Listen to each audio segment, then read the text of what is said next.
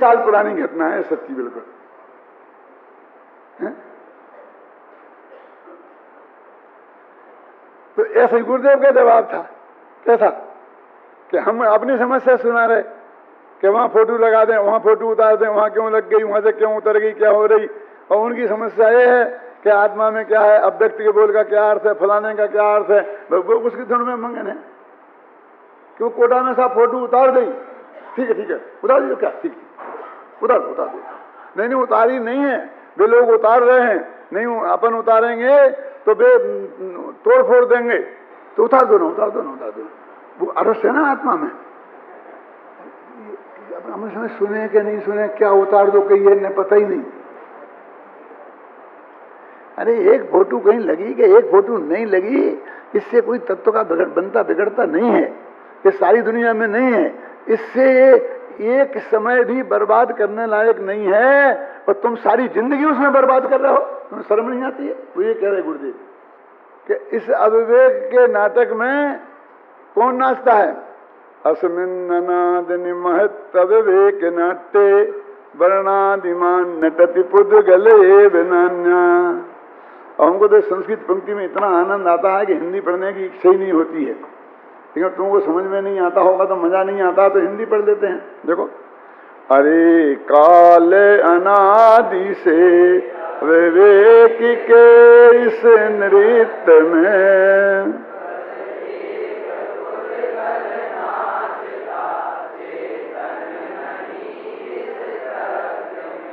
यह जीव तो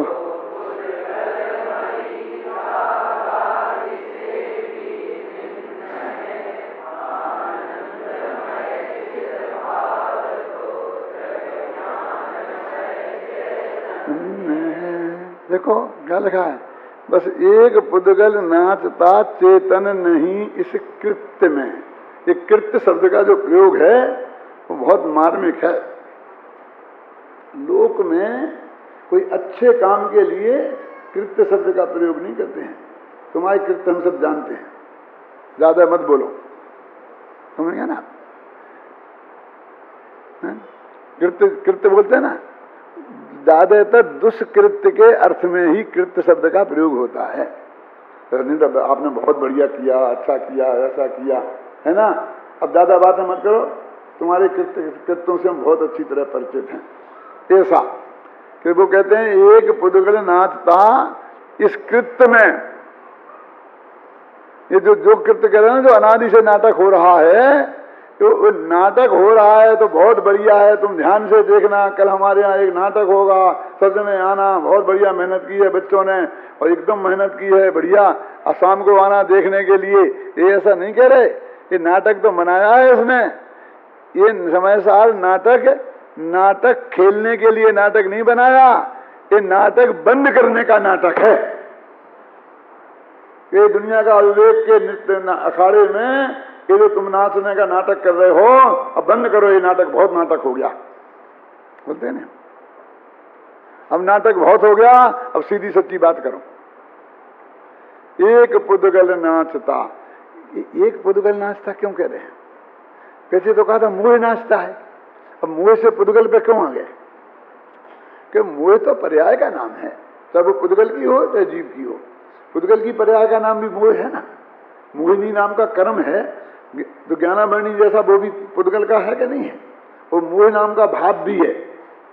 एक पुद्गल की पर्याय है, एक मान लो जीव की पर्याय है। लेकिन वो पर्याय तो नृत्य को बोलते हैं, समझना मेरी बात में क्या कहता हूं, थोड़ी बारीक है। लेकिन नाचता तो कोई द्रव्य है। जैसे बहुत से लोग कहते हैं पर्याय में राग होता है, समझते ही नहीं शास्त्र की भाषा, इसलिए अनाड़ियों ने की भाषा विकसित हो गई है ऐसी। अरे राग तो पर्याय है, पर्याय में राग है, मन राग राग में है, ऐसा अर्थ हुआ। राग द्रव्य में है, तो पर्याय के वो तो पर्याय अपेक्षा देखो तो दिखाई देगा। वो पर्याय की तो अपेक्षा लगाई जाती है, होता तो द्रव्य में है। तो ये जो नृत्य हो रहा, नाचता तो द्रव्य है, पर्याय थोड़ी नाचती है। क्योंकि पर्याय तो नाचने का नाम है। क्या राकेश समझे ना? नाचना नाचता है, खाना खाता है, तो आदमी खाना खाता है। तो भैया वहां मोह नाचता है कहा था, वहां दूसरे नंबर का क्षणिकोपादान लगाया था, और यहां त्रिकाली ध्रुव उपादान लगाया है, त्रिकाली उपादान लगाया है। समझ गए ना कि पुद्गल नाचता है कहा तो त्रिकाली उपादान लगाया है, समझ गए ना। और वहां पर पर्याय का विकार तो पर्याय में है, पर्याय का कर्ता तो पर्याय है, तत्समय की योग्यता ही करता है और वही कार्य है। तो पर्याय ही करता है, पर्याय ही कार्य है, तो पर्याय ही नाचती है। और पर्याय नाचने का नाम भी पर्याय है। और कौन नाचा के पर्याय नाचा, दो नए हैं निर्माणी में। तो एक पुद्गल नाचता, तो उन्हें दीप नहीं नाचता, पुद्गल नाचता, ऐसा दो द्रव्य खड़े किए। और वास्तव में पुद्गल नहीं, अजीब जीव चेतन तो अचेतन नाचता है। ये पुद्गल का नृत्य है, ये जीव का नृत्य नहीं है। अभी किसकी बात कर रहे हैं सुनो, अभी तो कह रहे मैंने कहा था देशना लब्धि उपलब्ध प्राप्त कर ली है जिनने, उस आदमी को मैंने पकड़ा था। लेकिन सम्यक दृष्टि के भी हो तो उसको भी लगा सकते हैं, लेकिन इसलिए नहीं लगा सकते हैं कि अविवेक का नृत्य है ना ये। मेरे कहने का अर्थ ये है कि सम्यक दृष्टि जीव के भी पौद्गलिक मोह के उदय में, चारित्र मोह के उदय में कसाय भाव देखे जाते हैं, तो वो भी पुद्गल का ही नृत्य है, भले ही वो अविवेक का ना हो। समझ गए ना आपके? अविवेक है इसलिए हम अज्ञानी का कह रहे हैं, ख्याल में ज्ञानी कि कह रहे हैं कि चाहे ज्ञानी हो चाहे अज्ञानी हो, ये जो तुम्हें बाहर सारा दिखाई दे रहा है शुभ अशुभ भाव और शुभ अशुभ क्रियाएं, ये सब पुद्गल का नृत्य है। कौन है पुद्गल का नृत्य? अध्यात्म, विकारी अविकारी पर्याय, पुण्य पाप के भाव और पुण्य पाप के नामक कर्म, अथवा अष्ट द्रव्य कर्म और भाव कर्म, अथवा नो कर्म शरीर आदि की क्रियाएं, इन सबको ये पुद्गल का नृत्य कह रहे। अब क्या कहते, देवागम स्तोत्र संबंध भद्र ने बनाया तो वो ये कहते हैं कि ये मोह का नृत्य है। कहां लिखा? सम्यक दृष्टियों का कहां लिखा? बोलो कमल जी।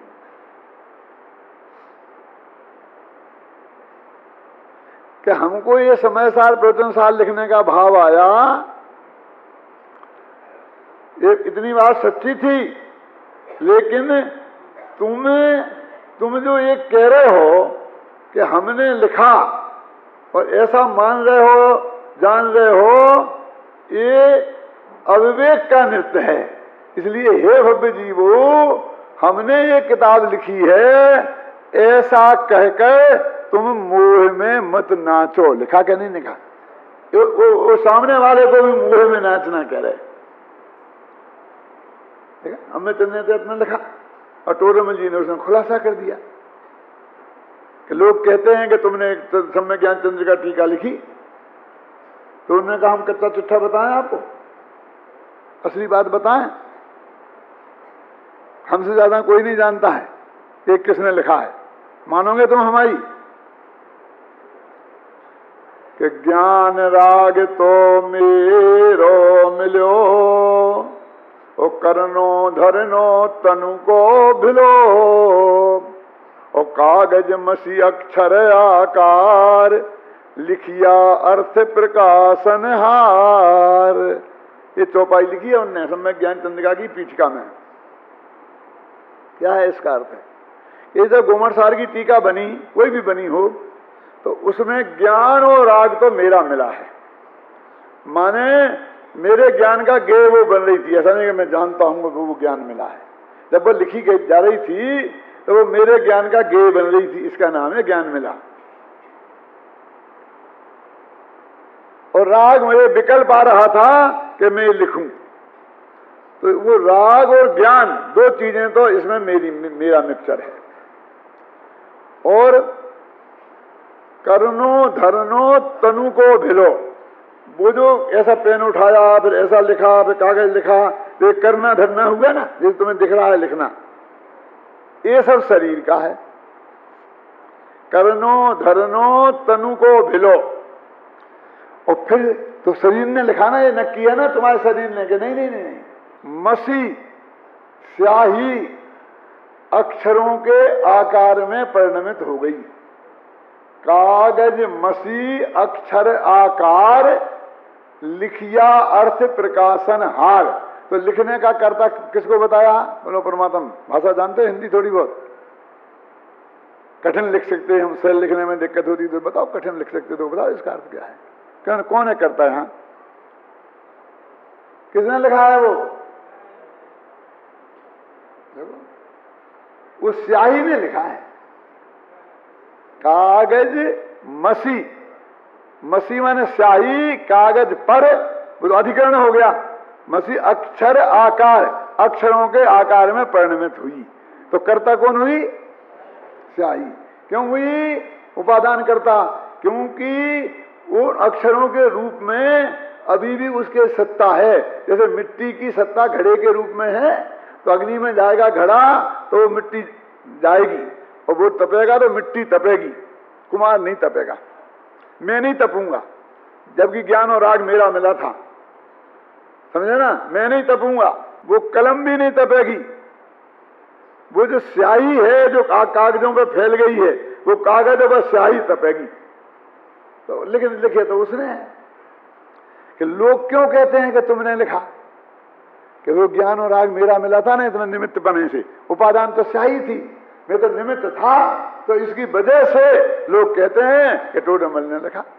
फिर उन्होंने प्रश्न उठाया कि तुम हो कौन जो मना कर रहे हो कि हमने नहीं लिखा? तब मैं क्या हूं बताऊं? मैं हूं जीव द्रव्य गुण भूप, एक अनादि अनंत अनूप। मैं तो जीव रूपी राजा हूं, एवं ही जीव राजा। कुंद कुंद ने जीव को राजा कहा ना। मैं तो एक राजा हूं। कि तुम्हारा राज्य भी कहीं है क्या? नहीं। कि तुम लंदन में बैठ गए, जैसे खालिस्तान के प्रधानमंत्री बन गया था ना, वो एक कौन था? गजेंद्र करके गजेंद्र सिंह था ना। मैं खालिस्तान का प्रधानमंत्री हूं। खालिस्तान कहाँ है? वो विश्व के नक्शे में खालिस्तान कहीं है ही नहीं, है ना? कि तुम भूप राजा बन गए, तुम्हारा राज्य कहाँ है? क्या अनंत गुणों में? मैं हूं जीव द्रव्य गुण भूप, मैं गुण अपने गुणों का राजा हूं। तो कहते हम अपने मन के राजा। कब से हो तुम? ये तुम्हारा राज्य कब से है? अनादि से लेकर के कब तक रहेगा? कि अनंत काल तक। कि पार्टनर कौन है? कि कोई नहीं, एक। मैं हूं जीव द्रव्य गुण भूप, एक अनादि अनंत अनूप। अनुपम है, मेरी कोई उपमा नहीं है दूसरे से। मैं तो वो हूं। फिर हुआ क्या? कि ये पुद्गलो जीव की एक असमान जाति पर्याय बनी, नहीं ना? और ये आसमान जाति पर्याय माते गर्भ में 9 महीने तक रही है, मिलकर के मिक्सर वाला मामला। और फिर जब बाहर गए, मैं निकला, तू रोता रोता निकला। मैं रो रहा था, सारी दुनिया हंस रही थी। क्यों? और उन सब ने मिलकर मेरा नाम टोडरमल रख दिया। टोडरमल कहें सब लोग, सो आसमान जाति पर आए, ताको मानुष नाम कहाए। वो जो आसमान जाति पर आए, माता गर्भ से निकली, उसे दुनिया में मनुष्य कहते हैं। मनुष्य तो शास्त्र के हिसाब से कहते हैं मनुष्यवती में आया, नामकरण का उदय था। फिर अब में ऐसा तो कहने से कुछ सारे मूर्ख लोगों ने मिलकर के और मेरा नाम टोडरमल रख लिया। क्या टोडरमल जानते? टोडरमल का क्या अर्थ होता है? अनिकांत त्रिदल मल्ल। त्रिदल मल्ल माने समझते हो? वायुसेना का पहलवान, थल सेना का पहलवान और जल सेना का पहलवान। 3 दल होते हैं ना, 3 प्रकार की सेना होती है। दल माने सेना। त्रिदल मल्ल हूं मैं कहा त्रिदल मल्ल हूं? मैंने तो ये नाम चुना नहीं है, उन सब मिलने में क्या, ढोल पीटे, बजाए, लड्डू बांटे, खाए, बतासा बांटे और टोडरमल नाम रख दिया और लोग मुझे टोडरमल कहने लग गए। अब क्या, तुम मुझे टोडरमल कहते हो, अब मैं तो टोडरमल तो हूं नहीं हूं, कौन हो? मैं हूं जीव द्रव्य गुण भूप, मेरी तो एक पोजीशन है इसमें। क्यों?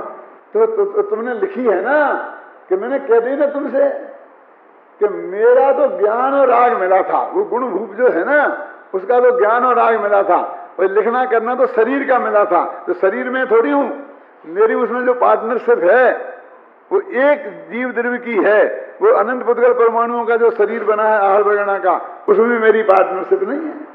तो वो कहते हैं कि ये तो खेल सुबह से शाम तक हो रहा है, क्या हो रहा है खेल, गाली देने का भाव आ रहा है, कभी भक्ति करने का भाव आ रहा है, कभी किसी की प्रशंसा करने का भाव आ रहा है, कभी निंदा करने की भाव आ रहा है, कभी प्रशंसा कर रहा हूँ, कभी निंदा कर रहा हूँ, कभी किसी को ले रहा हूँ, दे रहा हूँ।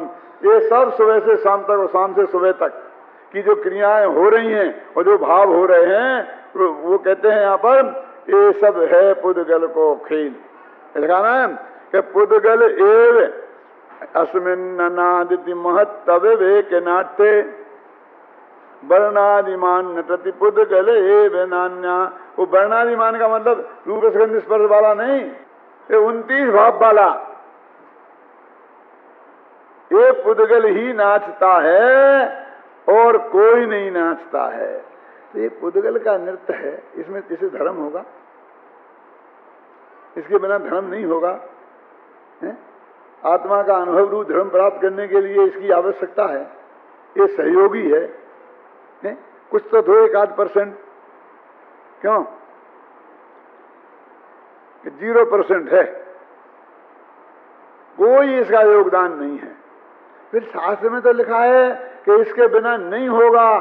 तो इगल जी की भाषा में बात करूं तो कह सकता हूं कि वो तो उनने परिस्थिति का ज्ञान कराया है कि जब सम्यक दर्शन नाम की पर्याय पैदा होती है तो उस वक्त उसकी परिस्थिति कैसी होती है, अष्टमूल गुण धारण रूप होती है, सप्त विष्णुओं के त्याग रूप होती है।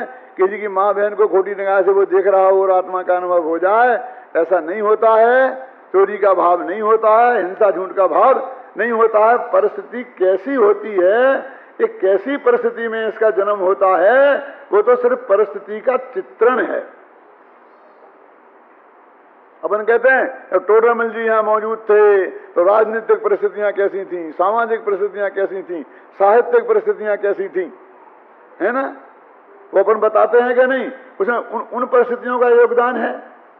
तो लोग ऐसा कहते हैं आजकल साहित्य की भाषा में कि हाँ उनको विद्रोही उस वक्त की परिस्थितियों ने बना दिया। वे कोई विद्रोही थोड़ी थे, उनको लिखने के लिए बाध्य कर दिया कि ये जो 5वां और 6वां अध्याय और लिखने के लिए 7वां अध्याय, क्योंकि ऐसे मूर्ख लोग परिस्थितियों थी उनके सामने, तो परिस्थितियों ने बाध्य कर दिया। क्यों? ये रिसर्च नहीं है। वो तो ये कह रहे हैं कि जब ये मोक्ष मार्ग प्रकाशक लिखा गया उस वक्त ऐसी परिस्थितियां उस वक्त थी, बस खत्म। तो सम्यक दर्शन पैदा होगा तो उसके पहले उस समय कैसी परिस्थितियां होंगी सिर्फ उसका दिग्दर्शन है, उसका रंच मात्र भी योगदान नहीं है। उसका रंच मात्र भी योगदान माने तो आचार्य कहते हैं ये मोह में नाचना है। अस्मिन्नादिन महत्तव वेक नाट्य वर्णादिमान नटति पुद्गल एव नान्या रागादि पुद्गल विकार विशुद्ध शुद्ध। रागादि भाव ये सब पुद्गल के विकार हैं, उनसे विरुद्ध जो शुद्ध चैतन्य है कि धातु से बना हुआ यह मूर्ति एक जीव है। ये मूर्ति जीव, मूल का मूर्ति है जीव, ना ये मूर्ति है और ना मूर्तिक वाला मूर्ति है। ये तो लगा चैतन्य धातुमय मूर्ति, ये चैतन्य की धातु से बनी हुई मूर्ति है। आपने सुना 7 धातुएं होती हैं, पीतल सोना चांदी, इन्हें धातु बोलते हैं ना। ये 7 धातु होती हैं। और आयुर्वेदाचार्य से पूछो तो ये मल मूत्र द्वीर ये 7 धातु में होती हैं, है ना। और वैयाकरण से पूछो तो गम धातु है, वो धातु होती है। धातु कितने प्रकार की होती है समझे, शब्दों की रचना भी धातुओं से होती है। आदमियों की रचना भी धातुओं से होती है, और बर्तन बनते हैं, सोना गहने बनते हैं, वो भी धातुओं से बनते हैं। क्यों? तो ये भगवान आत्मा की मूर्ति भी धातु से बनी है। ये कौन सी धातु है? ये चैतन्यमय धातु है। ये वास्तव में ना तो वो शरीर की आयुर्वेद वाली धातु है, ना वो व्याकरण वाली धातु है, और ना वे सप्तमल वाली जो धातु है ना, वे बर्तन वाली धातु है। ये तो चैतन्य धातु में ऐसा भगवान आत्मा मैं हूँ। तारी कहते हैं मैं तो अपने में जाता हूँ, तुम भी अपने में जाओ। संतप्त मानस शांत हूँ, जिनके गुणों के गान में वे वर्धमान महान जिन विचरे हमारे। समय सार परमागम का जीवाधिकार समापन की ओर है। आज ये अंतिम कलश है। गाथा तो अंतिम हो ही गई थी। निष्कर्ष का कलश है जो इत्थम से शुरू होता है। इत्थम का मतलब ये होता है कि हमने जो 68 गाथाओं में और 44 कलशों में, पूरी टीका में जो भी बात कही है, उसमें कही हुई बात सबको मिलाकर उसके निष्कर्ष का कलश है। मंदाक्रांता छंद में है। ये मंदाक्रांता छंद का नाम में ही बड़ी विचित्र है। मंद भी और आक्रांत भी। आक्रमण तो करता है, लेकिन धीमी धीमी गति से आक्रमण करता है। शार्दूल विकृत जैसा नहीं है कि सिंह के बच्चे जैसा एकदम उछल कूद करता है। शिखरणी जैसा भी नहीं है कि शराब पी के जैसे शराबी चलता है ऐसे चलता हो। छंदों में भी एक चाल होती है। ये मंदाक्रांता छंद है, संस्कृत भाषा का प्रमुख छंद है। हिंदी में भी इसका प्रयोग हुआ है। हिंदी साहित्य में एक कवि हुए हैं, उनका नाम था अयोध्या सिंह उपाध्याय। नाम सुना हो किसी ने? और उनका उपनाम था हरि औध। औध माने अयोध्या है? और सिंह माने हरि, तो हरि औध हो गया ना, समझे ना? ऐसा ही रखा था उन्होंने नाम। वो संस्कृत के बहुत बड़े विद्वान थे, हिंदी के बड़े कवि थे। तो संस्कृत शब्दों का हिंदी, संस्कृत छंदों का हिंदी में प्रयोग सबसे पहले उन्होंने अपने प्रिय प्रवास नामक महाकाव्य में किया। सुने होंगे नाम, कुछ सुने होंगे ना? हरिऔध का नाम, प्रिय प्रवास का नाम। हिंदी के जो 4 महाकाव्य प्रसिद्ध हैं उसमें उसका प्रिय प्रवास का नाम आता है। एक मैथिली संगुप्त का साकेत, एक हरिऔध का प्रिय प्रवास, एक दिनकर का है, और भी एक कामायनी, जयशंकर प्रसाद के कामायनी।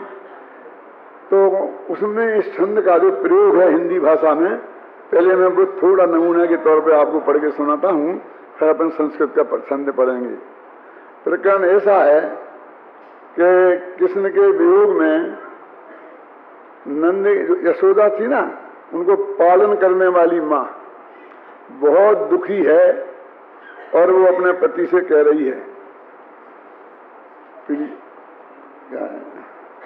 दादा बोलो ना, प्रिय पति वह मेरा प्राण प्यारा कहाँ है, दुख जल निधि डूबी का सहारा कहाँ है, जिसे देख मैं आज तक जी सकी हूँ, मेरी आंखों का तारा कहाँ है। मुझे बहुत पुराना पढ़ा था, करीब 30-40 साल पहले, और 45-50 साल पहले पढ़ा होगा, तो पूरा याद नहीं रहा, लेकिन एक थोड़ा नमूना तो आपके ख्याल में आया होगा।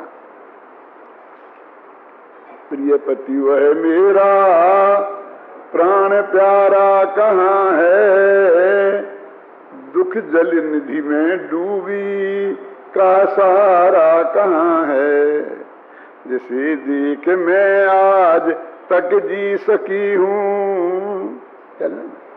ऐसा ये छंद चलता है। इत्थम जाना कृकच कलनाथ पाटनम नाटयत्वा जीवा जीवऊ।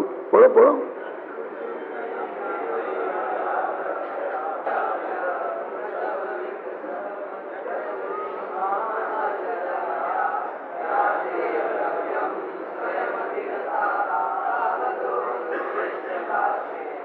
इत्थम ज्ञान कृकच कलना पाटनम नाट्यत्वा, कि इस ज्ञान का ये आरा लकड़ी को चीरने वाला होता है, जो बहुत तीक्ष्ण धार वाला है, और उसको जब बहुत तेजी से संधि में डालकर चलाया जाता है तो वो दो उसके लकड़ी के दो टुकड़े बिल्कुल एकदम अलग हो जाते हैं।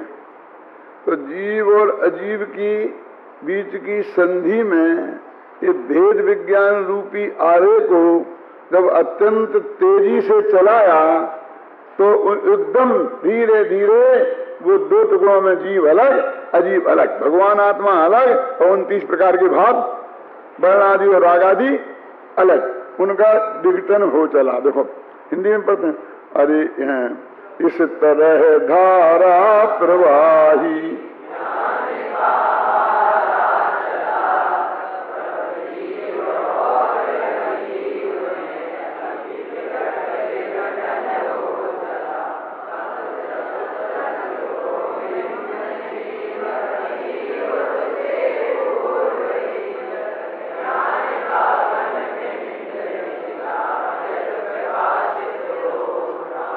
इस तरह जब ज्ञान का धारा प्रवाही आरा चला,